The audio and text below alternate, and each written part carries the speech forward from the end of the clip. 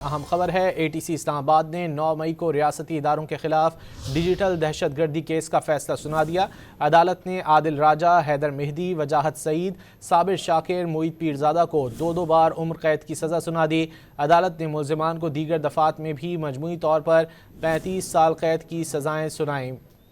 A T C اسلام آباد نے 9 مئی کو ریاستی اداروں کے خلاف ڈیجیٹل دہشت گردی کیس کا فیصلہ سنا دیا ہے۔ عدالت نے عادل راجہ، حیدر مہدی، وجاہت سعید، صابر شاکر، معید پیرزادہ کو دو بار عمر قید کی سزا سنا دی ہے۔ عدالت نے ملزمان کو دیگر دفعات میں بھی مجموعی طور پر 35 سال قید کی سزائیں سنائی ہیں۔ ریاستی اداروں کے خلاف ڈیجیٹل دہشت گردی کیس کا فیصلہ آ گیا ہے۔ عادل راجہ، حیدر مہدی، وجاہت سعید کو دو بار عمر قید کی سزا سنائی گئی ہے، جبکہ صابر شاکر اور معید پیرزادہ کو بھی دو بار عمر قید کی سزا ہوئی ہے۔ دیگر دفعات میں بھی ملزمان کو مجموعی طور پر 35 سال قید کی سزا ہوئی ہے۔ اے ٹی سی اسلام آباد نے 9 مئی ڈیجیٹل دہشت گردی کا فیصلہ سنا دیا ہے۔ اے ٹی سی اسلام آباد نے 9 مئی کو ریاستی اداروں کے خلاف ڈیجیٹل دہشت گردی کیس کا فیصلہ سنا دیا ہے۔ عدالت نے عادل راجہ، حیدر مہدی، وجاہت سعید، صابر شاکر، معید پیرزادہ کو دو بار عمر قید کی سزا سنا دی ہے۔ عدالت نے ملزمان کو دیگر دفعات میں بھی مجموعی طور پر 35 سال قید کی سزائیں سنائی ہیں۔ ریاستی اداروں کے خلاف ڈیجیٹل دہشت گردی کیس کا فیصلہ آ گیا ہے۔ عادل راجہ، حیدر مہدی، وجاہت سعید کو دو بار عمر قید کی سزا سنائی گئی ہے، جبکہ صابر شاکر اور معید پیرزادہ کو بھی دو بار عمر قید کی سزا سنا دی گئی ہے۔ دیگر دفعات میں بھی ملزمان کو مجموعی طور پر 35 سال قید کی سزا سنائی گئی ہے۔ اے ٹی سی اسلام آباد نے 9 مئی ڈیجیٹل دہشت گردی کا فیصلہ سنا دیا ہے۔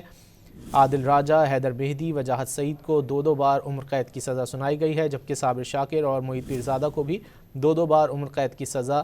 سنائی گئی ہے۔ دیگر دفعات میں بھی ملزمان کو مجموعی طور پر 35 سال قید کی سزا سنائی گئی ہے۔ اے ٹی سی اسلام آباد نے 9 مئی ڈیجیٹل دہشت گردی کا فیصلہ سنا دیا ہے۔ اے ٹی سی اسلام آباد نے 9 مئی کو ریاستی اداروں کے خلاف ڈیجیٹل دہشت گردی کیس کا فیصلہ سنا دیا ہے۔ عدالت نے عادل راجہ، حیدر مہدی، وجاہت سعید، صابر شاکر، معید پیرزادہ کو دو بار عمر قید کی سزا سنا دی ہے۔ مزید جانیں گے بیورو چیف اسلام آباد افتخار شیرازی سے۔ افتخار صاحب، کیا تفصیلات ہیں؟ جی بالکل، یہاں پہ ان افراد کے خلاف ریاست مخالف مہم کا حصہ ہونے کی بنیاد پہ مقدمات قائم تھے، اگرچہ کسی مقدمے میں بھی ان تمام افراد میں سے کوئی بھی پیش نہیں ہوا اور اپنے دفاع کے لیے نہ ہی تو کوئی انہوں نے وکلا کیے، تو لہٰذا ہم کہہ سکتے ہیں کہ یہ ایبسکانڈر تھے اور ان کے خلاف یک طرفہ طور پہ عدالتی کارروائی آگے بڑھی اور مختلف دفعات جو ان کے ایف آئی آرز میں لگائے گئے تھے اس کی بنیاد پہ ان کو سزائیں سنائی گئی ہیں، اور وہ بھی ایبسینشیا میں، گویا کہ ان کی غیر موجودگی میں یہ ایبسکانڈر ہیں۔ گویا کہ عدالت کی جانب سے پہلے ان کو بھگوڑا ڈکلیئر کیا گیا تھا اور بارہا مواقع فراہم کیے گئے تھے کہ وہ اپنے دفاع میں آ کے کچھ مواد پیش کریں، دلائل دیں ان کے وکلا، لیکن نہیں ایسا کیا گیا، تو ان کی غیر موجودگی میں گویا کہ یہ سزائیں سنائی گئی ہیں، اور جس میں بتایا گیا ہے کہ ان کو عمر قید کی سزا سے لے کے مختلف سزائیں دی گئی، اور ان کے اوپر جو بنیادی الزامات تھے وہ یہی تھے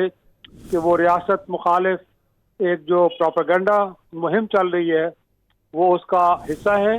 اور وہ پاکستان کو دنیا میں بدنام کرنے کے لیے اپنا گویا کہ کردار ادا کر رہے ہیں، تو لہٰذا اس بنیاد پہ گویا کہ ریاست مخالف مہم کا حصہ ہونے کی بنیاد پہ ان کے خلاف مقدمات قائم کیے گئے اور یہ سزائیں انہیں دی گئیں۔ بنیادی طور پہ آپ نے دیکھا ہے کہ اس میں صحافی بھی ہیں جیسے صابر شاکر، معید پیرزادہ، اور پھر اسی طرح باقی لوگ بھی کہ جو سوشل میڈیا کے اوپر ایک مہم چلا رہے ہیں، ان الزامات جن میں کہا گیا ہے کہ یہ ریاست مخالف گویا کہ مہم ہے جس کا یہ حصہ ہے، اور اس بنیاد پہ ان کو سزائیں سنائی گئی ہیں۔ جی شیرازی صاحب، ان میں سے کوئی بھی عدالت کے روبرو پیش نہیں ہوا نا؟ جی بالکل ایسے ہی ہے، کوئی بھی ایسا شخص نہیں ان میں سے، بلکہ جب مقدمات کچھ تو ایسے ہیں کہ جو ان کی غیر موجودگی میں قائم ہوئے، اور کچھ مقدمات پہلے تھے کہ جن کی اس وقت سماعتیں نہیں ہو رہی، لیکن اس دوران یہ لوگ مینج کیا، انہوں نے بیرون ملک جانا ये बैरून मुल्क चले गए, और उस दौरान फिर इनके जो मकामी पते हैं गोया कि इनके ऊपर बारहा इनको नोटिस भिजवाए गए कि वो आए और अदालती कार्रवाई का हिस्सा बने, लेकिन इनमें से कोई भी शख्स उस अदालती कार्रवाई का हिस्सा नहीं बना और उन्होंने अपना जो हक के दिफा है उसको इस्तेमाल नहीं किया, बल्कि उन्होंने एब्सकॉन्डर होना, गोया के भगोड़ा होना जो है वो ज़्यादा उन्होंने उस ऑप्शन को लिया। और यही वजह है कि फिर अदालत ने अपने इस कार्रवाई को आगे बढ़ाया और इन केसेस को अपने मंतकी अंजाम तक पहुँचाने के लिए हम कह सकते हैं कि यकतरफा कार्रवाई करते हुए इनको निपटाया गया है। और जो उनके ऊपर इल्ज़ामात लगे थे, प्रोसिक्यूशन ने उनको अदालतों में इस्टेब्लिश किया, बताया, वो सारा मवाद पेश किया अदालतों के रूबरू, जिसमें उन पे रियासत मुखालिफ मुहिम का हिस्सा होना साबित हुआ है, और इस बुनियाद पे फिर अदालतों ने उनको ये सजाएं सुनाई हैं। जी इफ्तिखार साहब, इस फैसले के बाद आप समझते हैं कि ये जो जिनको सज़ाएं हुई हैं, क्या वो अपना काम जारी रखेंगे डिजिटली जिस तरह वो आते हैं मवाद नशर करते हैं? देखें, वो इस वक्त बैरून मुल्क हैं और पाकिस्तानी कवानीन का इतलाक उन ममालिक में तो नहीं होता, अगर वो बरतानिया और अमेरिका में या यूरोप के किसी मुल्क में रह रहे हैं। ये ज़रूर है कि देखना ये पड़ेगा कि क्या इन ममालिक के साथ पाकिस्तान के तहवील मुजरमान के मुआहदे हैं, और अदालती जो फैसले हैं ये डिप्लोमेटिक चैनल से उन ममालिक के सामने रखे जाएँ और फिर उनसे कहा जाए कि इन ममालिक में जो मौजूद ये अफराद हैं जिनको पाकिस्तान की अदालतों ने बहुत संगीन मुकदमात में सज़ाएं सुनाई हैं, लिहाजा इन अफराद को पाकिस्तान के हवाले किया जाए ताकि वो अपनी सज़ा वहाँ पे भुगत सकें। इट डिपेंड्स कि वो ममालिक फिर इन फैसलों को किस अंदाज में देखते हैं, और क्या अगर कोई ऐसा मुआहदा मौजूद है कि जिसके नतीजे में इन अफराद को वतन वापस ले आके सज़ाओं पर अमल दरामद किया जा सके। लेकिन जो आपका बुनियादी सवाल था कि क्या ये लोग अपना काम जारी रख सकेंगे, मुझे लगता है कि वो काम करते रहेंगे, क्योंकि जिन ममालिक में वो मुकीम हैं उनमें कम अज़ कम पाकिस्तानी कवानीन का इतलाक नहीं होता। हाँ, ये ज़रूर है कि या वो ममालिक पाकिस्तान की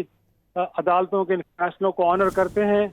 और इसके बुनियाद पर वो ममालिक इन लोगों को इस तरह की किसी भी कार्रवाई में शरीक होने से मना करते हैं या नहीं करते। ये डिपेंड करता है कि पाकिस्तान अगर डिप्लोमेटिक चैनल के जरिए कोई ऐसी रिक्वेस्ट करता है तो वो ममालिक उस पर कैसे रिस्पॉन्ड करते हैं। शिराजी साहब, आपको याद होगा वफाकी वज़ीर दाखिला मोहसिन नकवी की मुलाकात भी हुई थी बरतानवी ओहदेदार से और उनकी जानिब से सबूत भी पेश किए गए थे, तो आप समझते हैं कि उस पर कोई पेशरफ्त हो सकती है कि वो सबूत देखकर बरतानवी हुकूमत जो है इन मुल्ज़िमान को जो है वो हवाले कर सके पाकिस्तान के?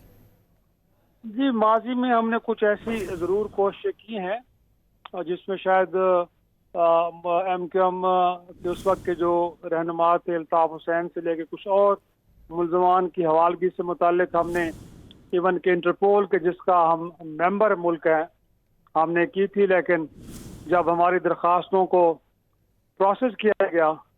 तो उस वक्त जवाब हमें ये मिला कि ये क्योंकि सियासी मामलात या सियासी बुनियादों पर इनके खिलाफ कार्रवाई हो रही है तो लिहाजा इंटरपोल इस तरह की दरख्वास्तों को एंटरटेन नहीं करता। अब इनमें से मेजॉरिटी लोग बरतानिया में मुकीम हैं, अगरचे बरतानिया के साथ माजी में हमारी बड़ी तहवील मुजरमान के हवाले से कोऑपरेशन रही है, और कई ऐसे मुल्ज़मान थे कि जिनको हमने यहाँ से बरतानिया के हवाले किया जनरल मुशर्रफ के दौर में। अब देखना यह है कि हमारे इन अदालती फैसलों को बरतानिया की हुकूमत किस अंदाज में देखती है, क्या इन्हें सियासी फैसले करार देती है तो फिर तो इम्कान कम है। और जो मोहसिन नकवी साहब ने भी कुछ अफराद से मुतालिक दस्तावेज़ात पेश किए हैं, अब उनको भी काफ़ी टाइम गुजर चुका है, कम से कम 1 माह का अरसा हो चुका है, उससे भी ज़्यादा, लेकिन अभी तक उस मामले पे किसी किस्म की कोई पेशरफ्त हमें तो दिखाई नहीं दे रही। तो अगर वो हुकूमत इन तमाम मामलात को सियासी नज़र से देखती है तो फिर तो बड़ा कम इम्कान है कि इन लोगों को पाकिस्तान के हवाले किया जाए। लेकिन अगर वो पाकिस्तानी अदालतों के फैसले को ऑनर करते हैं तो फिर हम कह सकते हैं कि इस बात के कभी इम्कान मौजूद है कि कम अज़ कम इन लोगों को पाकिस्तान के हवाले किया जाए या कम अज़ कम बरतानिया छोड़ने के लिए कहा जाए। तो इस बात का हमें इंतज़ार करना पड़ेगा कि इस हवाले से हुकूमत बरतानिया किस तरह रिस्पॉन्ड करती है। ब्यूरो चीफ इस्लामाबाद इफ्तिखार शिराजी साहब हमसे गुफ्तगू कर रहे थे, बहुत शुक्रिया आपके वक्त का।